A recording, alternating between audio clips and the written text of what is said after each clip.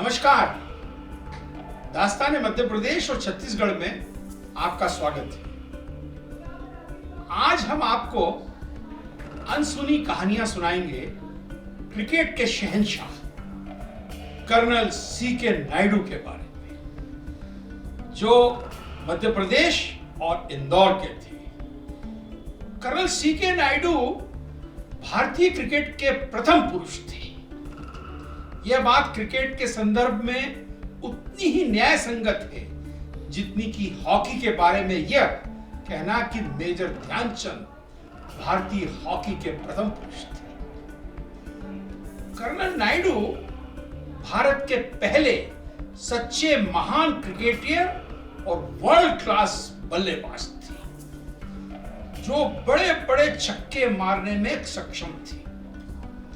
बल्लेबाजी के साथ वो प्रभावशाली ऑफ स्पिनर और बहुत ही मजबूत फील्डर भी थे।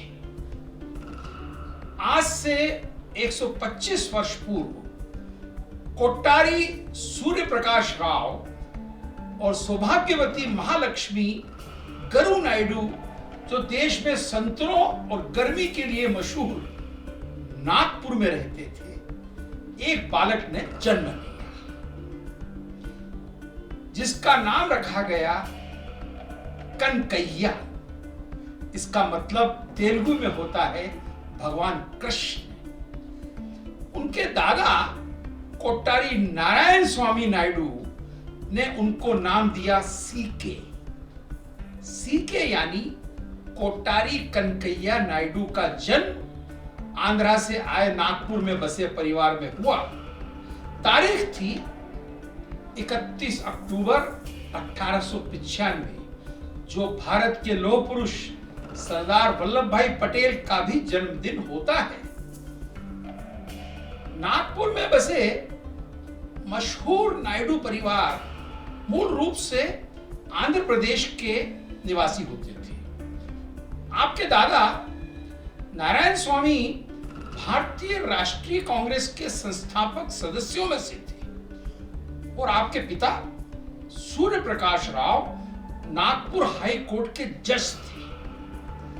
उनके पिता और काका दोनों इंग्लैंड के विख्यात विश्वविद्यालय कैम्ब्रिज में पढ़ने गए थे और महान क्रिकेट खिलाड़ी रणजीत सिंह से उनके निजी ताल्लुकात थे। नायडू परिवार नागपुर का प्रतिष्ठित, सुसंस्कृत और जाना माना परिवार था। पारिवारिक सूत्र बताते हैं कि सीके को बचपन से ही गोल आकृति की चीजों से दिलचस्पी थी। रंग और चमक धमक में उन्हें कतई कोई रुचि नहीं थी। संयुक्त परिवार था, सभी साथ रहते थे। परिवार में सभी लोग पढ़े लिखे थे, अतः साहित्य, नाटक, संगीत और खेलकूद के लिए माकूल वातावरण था। परिवार के सदस्य मिलकर अक्सर शेक्सपियर के नाटकों का मंचन किया करते थे। कभी कभार छोटा मोटा रोल बालक सीके को भी मिल जाया करता था। बाल्यकाल में अभिनय के दौरान उनके उच्चारण साफ सुथरे, स्पष्ट और आत्मविश्वास से भरे हुए थे। इस कारण बचपन से ही उनकी झिझक जागी गई तथा उनमें गजब का आत्मविश्वास आ गया। जैसे बड़े होने लगे, उनकी ख्याति नागपुर और उसके आसपास फैलती गई। घर घर उनके खेलने के कौशल की चर्चा होने लगी। बाद में तो सिर्फ यह दो शब्द सीके ही देश और विदेश में उनकी पहचान बन गई। जो भी उन्हें एक बार देख लेता भूल नहीं पाता था। बचपन से ही उनके व्यक्तित्व में कुछ ऐसा सम्मोहन था, हिप्नोटिज्म था कि क्या बात है। जब सिर्फ 7 साल के थे तब अपने से 10 बरस बड़े बच्चों से ताकत की प्रतिस्पर्धा करते थे। बचपन से ही अपने से बड़ी उम्र के लोगों को हिदायत देना और उन लोगों का उन्हीं हिदायतों का पालन कराना यह साबित करता है कि सीके का जन्म ही आदेश देने के लिए हुआ था। बड़े होकर उन्होंने सिद्ध भी कर दिया। सीके का बचपन पढ़ाई और खेलकूद क्षेत्रों में विभाजित रहा। क्लास के छोटे से कमरे की बजाय उन्हें क्रिकेट का मैदान अधिक सुहाता था, अर्थात चार दीवारी की बनिस्बत खुला आकाश और लंबा चौड़ा मैदान उन्हें ज्यादा पसंद था। इसका मतलब यह नहीं कि वे पढ़ाई में कमजोर थे, पढ़ने की बजाय उन्हें खेलना ज्यादा आकर्षक लगता था। खास बात यह है कि उन्होंने जो कुछ भी किया पूरे मन से किया और उसमें प्रवीणता प्राप्त की।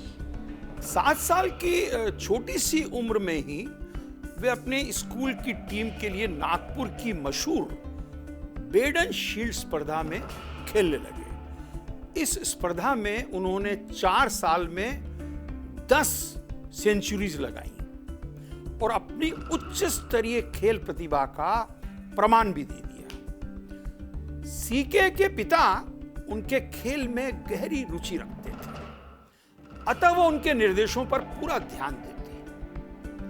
उनके पिता को क्रिकेट का शौक था तथा रणजी उनके आदर्श खिलाड़ी थे। जिस पिता का आदर्श रणजी जैसा महान खिलाड़ी हो और जो अपने पुत्र को उसी स्तर का खिलाड़ी बनाना चाहता हो तथा पुत्र भी उतनी ही तीव्र इच्छा शक्ति से उतना ही बड़ा खिलाड़ी बनने के लिए प्रतिबद्ध हो और अपने पिता के बताए रास्ते पर निष्ठापूर्वक चलने के लिए संकल्प ले ले, तो जाहिर है कि उसका रास्ता कठिन, तकलीफदेह और चुनौतीपूर्ण तो होगा ही।